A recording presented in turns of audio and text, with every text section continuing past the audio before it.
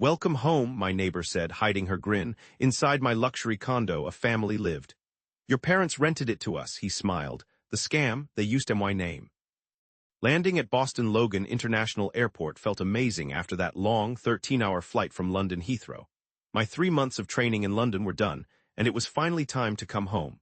As I headed toward the taxi stand, pulling my luggage, my pace definitely quickened. I'd done a great job during my time in England. I had picked up some new investment analysis skills, and the head office executives had been very complimentary of me. Because of this, the next promotion seemed like it could actually happen. "Charles Square, Cambridge, please," I said to the driver, and my thoughts drifted back a decade. I thought about those days of studying so hard, a scholarship student at Harvard Business School, then building my career as an investment analyst and gradually getting ahead. Whereas my colleagues were purchasing fancy cars, I was putting everything I had into savings, and I worked weekends, too. Then 2 years ago, I finally had that luxury condominium. That apartment on the top floor with 2 bedrooms with a view of the Charles River proved I was a success. The real estate agent had been hesitant, thinking I was too young, but my finances were flawless. The $500,000 down payment was all my own money. The ratio of the mortgage to my income was well within a comfortable range. The agent told me that property values in this area would keep going up, affirming that I'd made a smart investment. As the cab traveled beside the river, I checked my phone to see the calls I'd received. Contact from my parents was still pretty limited, with just a few short calls last Christmas and on my birthday. Ever since Rachel quit State University, she's been hopping from one short-term job to another. Last month, out of the blue, she began calling me more often. Like always, she was hitting me up for money, but I shot down all of her requests. Her $300,000 of debt was a result of her gambling habit and buying expensive designer things. And this was despite the fact that our parents had exhausted their retirement funds on her. I know Rachel's jealous of how well I'm doing. My folks, who were public school teachers, seem to have conflicting feelings about my career accomplishments. They live a pretty simple life to send money to Rachel, but she still gets all worked up about new Gucci and Louis Vuitton things. Each time I say no to helping her, I feel like my parents are giving me the stink eye. As the cab pulled up to the Charles Hotel, I stepped out and strolled down the familiar street. The usual line of people was snaking in front of Whole Foods. Harvard Square was overflowing with summertime tourists. The air was thick with moisture, and heat was radiating from the blacktop. Then I saw the graceful look of my building, the residences at Charles Square. It was a historic brick building that also had a cutting-edge security system. The increasing property value proved that I made a good investment. Stepping into the lobby, I wondered if the chocolate I'd gotten for Tom, the building caretaker, had slightly melted in my luggage. I'd asked him to water my plants while I was away. Tom was a reliable guy who watered my plants every week. I would go back to my regular work routine the next day. I needed to look over the documents for new projects. I should be able to use what I learned back in England, I thought. Getting into the elevator, I didn't have a clue that my normal routine was about to fall apart in a big way. My sister kept reaching out to me before I left. Then my parents started talking out of the blue about a summer trip to Cape Cod. It struck me as odd that they would stay at a fancy resort when they usually kept things simple. There was also the mail forwarding order. It was all a setup. At the time, I couldn't make sense of these weird clues. As I pushed the button to go up to my floor, I was mapping out my day for tomorrow. There would be a morning meeting about the new project. I had an afternoon presentation about my successes in London. And finally, in the evening, I could look forward to having a glass of wine alone in my apartment again. Just before the elevator doors opened, I met the gaze of a woman I knew, a neighbor. Mrs. Grin. She was from the apartment next door. Her face was unusually cold, not at all like her usual friendly grin. "Oh, Ms. Wilson, welcome home," I replied with a thanks. I was gone in London for quite a while. "Were you?" Mrs. Grin hesitated as if carefully considering her words. "I saw people moving last week, so I figured." Moving? What was she talking about? Entering the hallway, I noticed the usual quiet had disappeared. I could hear children laughing. This floor should only house older people or professionals, just like myself. Moving forward, the noise definitely came from the direction of my own apartment. I reached for my key and put it into the lock. But the key wouldn't fit. How odd.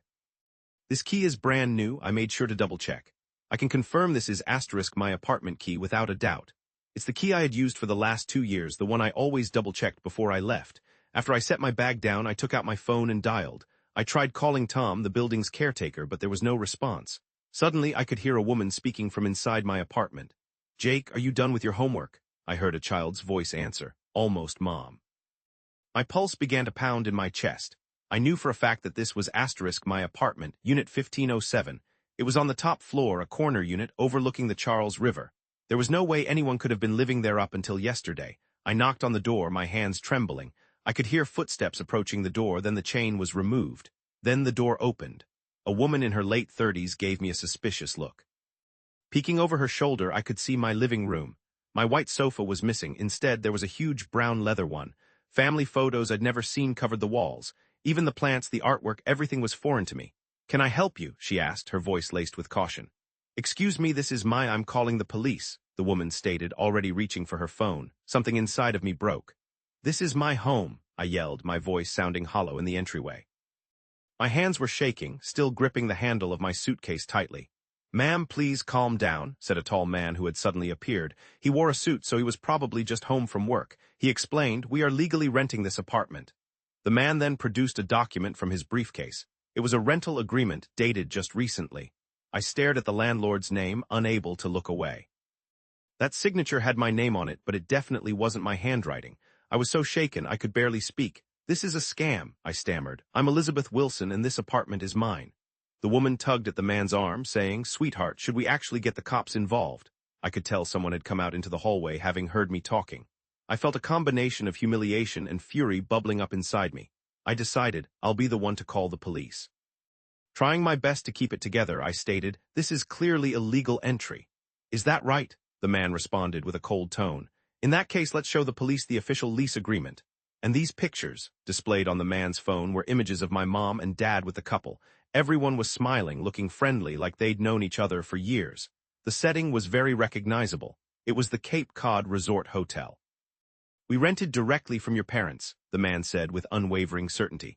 "They are lovely people. They're especially worried about Rachel." The second I heard that name, I got a chill. Everything suddenly made sense. My sister's constant calls, my folks taking a trip to the summer resort, the mail forwarding request I knew about. "Please just go," the woman said firmly. "Or we're going to have to call the police ourselves." My legs felt like they were going to give out. I went back to the elevator with my luggage. Just before the doors shut, I noticed the man making a phone call further down the hallway.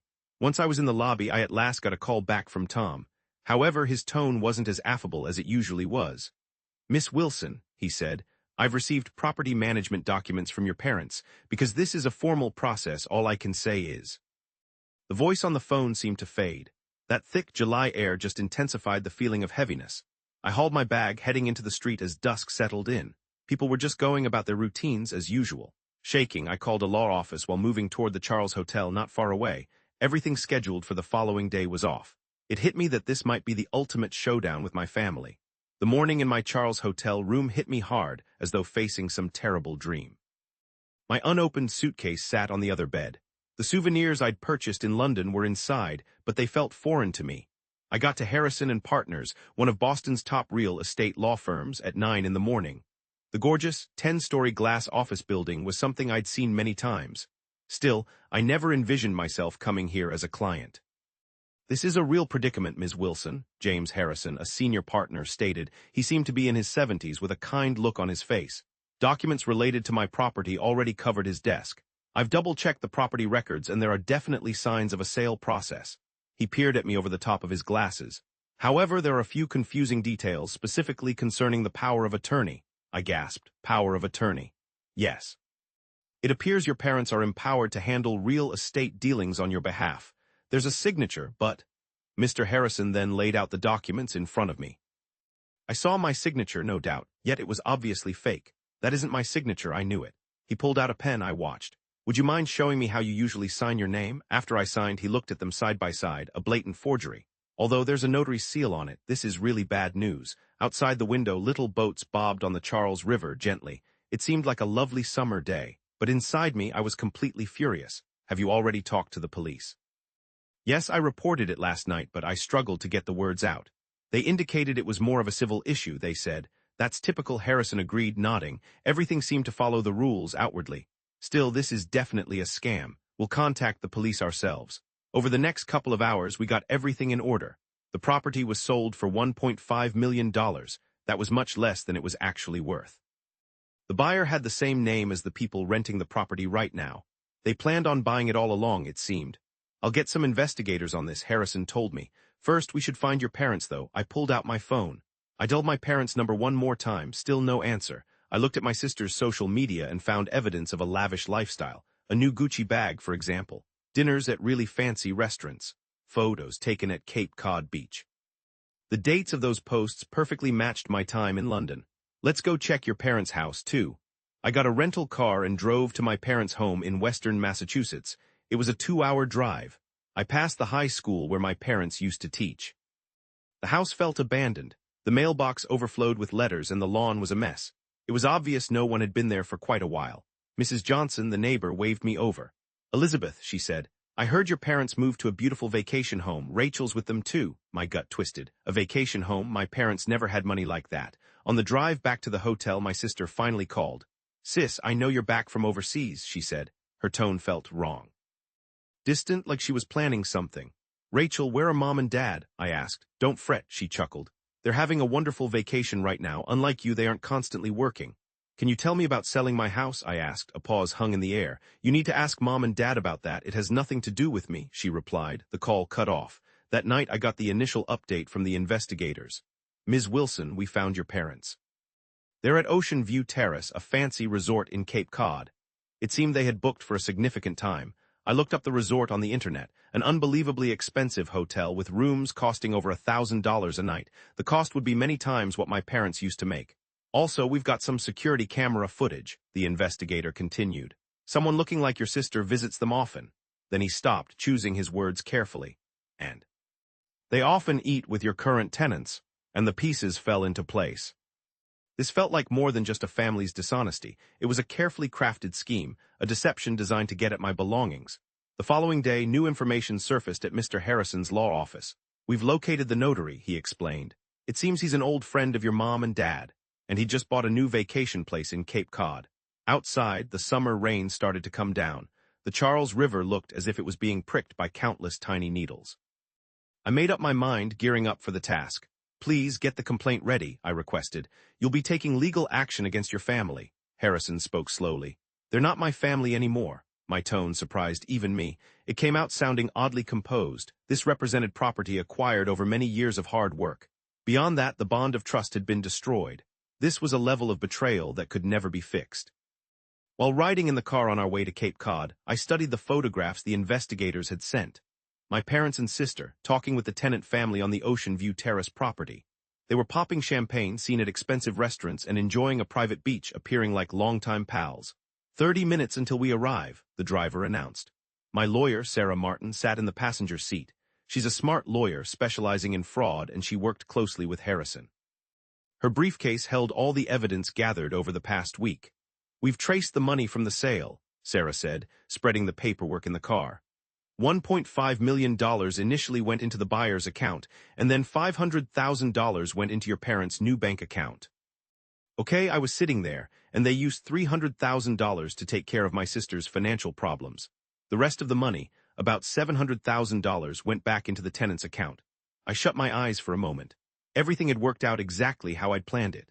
They sold my house for a price that was more than $1 million less than what it was worth, and they used that money to pay off the person who caused all this and also to pay off my sister's debt. They even made sure my parents had enough money to retire. It was the perfect scheme. If only I hadn't decided to come home from London. "That notary, James Foster, is definitely in on it," Sarah kept saying. "We've also found out where he got the $200,000 for the down payment on his new vacation home." The vehicle had entered the upscale resort area of Cape Cod. It was the height of summer, and the coastline was filled with tourists. Then we spotted the amazing Ocean View Terrace building up on the hill. "Ready to go?" Sarah asked, looking at me. I gave her a silent nod. I had hidden a recording device in my bag. I checked my parents' room at the front desk. It was a penthouse suite costing $2,000 per night. There was no sign of my parents, who used to live very simply. When I stepped off the elevator, I immediately heard my sister speaking. Along the hallway, Rachel was on the phone with someone.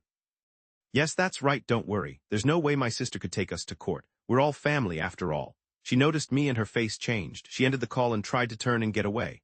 "Rachel," I called out, my voice echoing in the hall, "you can't escape now. This room is the room." The door opened and there were my parents. My mother had lots of makeup on and was wearing an expensive designer dress.